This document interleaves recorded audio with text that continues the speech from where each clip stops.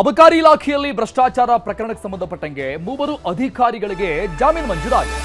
ಲೋಕಾಯುಕ್ತ ವಿಶೇಷ ನ್ಯಾಯಾಲಯದಿಂದ ಆದೇಶವನ್ನ ಮಾಡಿರುವಂತದ್ದು ಜಾಮೀನು ಸಿಕ್ಕಿದೆ. ಮೂವರು ಅಧಿಕಾರಿಗಳಿಗೆ ಜಾಮೀನು ಮಂಜೂರಾಗಿದೆ. ಈಗಾಗಲೇ ಸಸ್ಪೆಂಡ್ ಕೂಡ ಮಾಡಲಾಗಿದೆ. ಲೋಕಾಯುಕ್ತ ವಿಶೇಷ ನ್ಯಾಯಾಲಯದಿಂದ ಆದೇಶ ಪ್ರಕಟ ಆಗಿದೆ. ಮೂವರಿಗೂ ಜಾಮೀನು ಮಂಜೂರಾಗಿದೆ. ಡಿಸಿ ಜಗದೀಶ್ ನಾಯಕ್, ಎಸ್ಪಿ ತಮ್ಮಣ್ಣ ಮತ್ತು ಕಾನ್ಸ್ಟೇಬಲ್ ಲಕ್ಕಪ್ಪ ಗಣಿಗೆ ಜಾಮೀನು ಮಂಜೂರಾಗಿರೋದು. ಮೂವರಿಗೂ ಕೂಡ ಜಾಮೀನು ನೀಡಿದ ಲೋಕಾಯುಕ್ತ ಸ್ಪೆಷಲ್ ಕೋರ್ಟ್ ಆದೇಶವನ್ನು ಪ್ರಕಟ ಮಾಡಿದೆ. ಅಬಕಾರಿ ಡಿಸಿ ಜಗದೀಶ್ ನಾಯಕ್ಗೆ ವೈದ್ಯಕೀಯ ಗ್ರೌಂಡ್ಸ್ ಆಧಾರದ ಮೇಲೆ ಜಾಮೀನು ಸಿಕ್ಕಿರೋದು.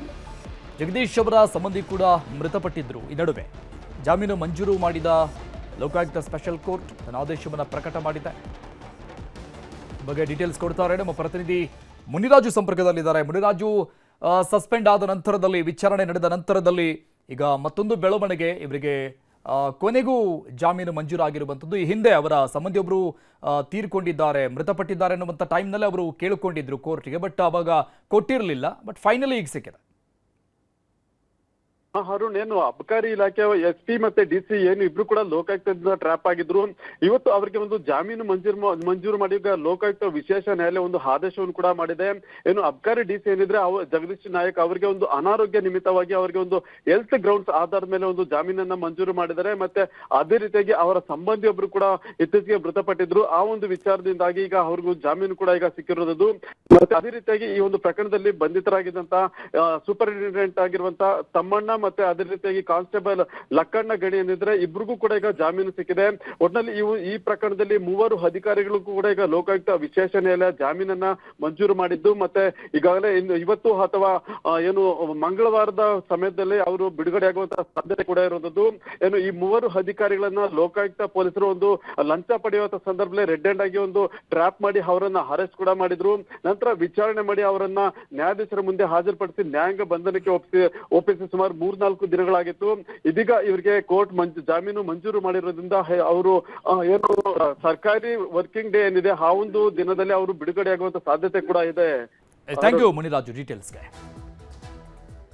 ಹಾಸನದಲ್ಲಿ ಜೆಡಿಎಸ್ ಬೃಹತ್ ಶಕ್ತಿ ಪ್ರದರ್ಶನ ನಡೀತಾ ಇದೆ. ವೇದಿಕೆಯಲ್ಲಿ ಮಾಜಿ ಪ್ರಧಾನಿ ದೇವೇಗೌಡರು ಮಾತನಾಡ್ತಾ ಇದ್ದಾರೆ. ಇಡೀ ರಾಷ್ಟ್ರಕ್ಕೆ ಅಷ್ಟೇ ಅಲ್ಲ, ರಾಜ್ಯದ ನಮ್ಮ ಎದುರಾಳಿಗಳ್ಯಾರಿದ್ದಾರೆ, ಯಾರು ಈ ಜಿಲ್ಲೆಯಲ್ಲಿ 2 ಸಭೆಯನ್ನು ಮಾಡಿ ರೇವಣ್ಣವರ ನಾಯಕತ್ವವನ್ನು ಸಂಪೂರ್ಣವಾಗಿ ನಾಶ ಮಾಡ್ತೇವೆ ಅಂತೇಳಿ ಪ್ರಯತ್ನ ಮಾಡಿದ್ರು, ಆ ಮಹನೀಯರುಗಳಿಗೆ ಇವತ್ತು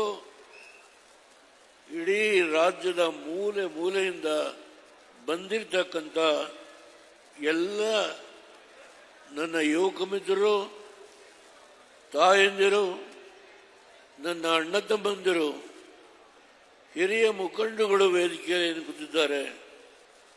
ಅವರೆಲ್ಲರಿಗೆ ನಾನು ಮೊದಲು ತಲೆಬಾಗಿ ನಮಸ್ಕಾರ ಮಾಡ್ತೇನೆ.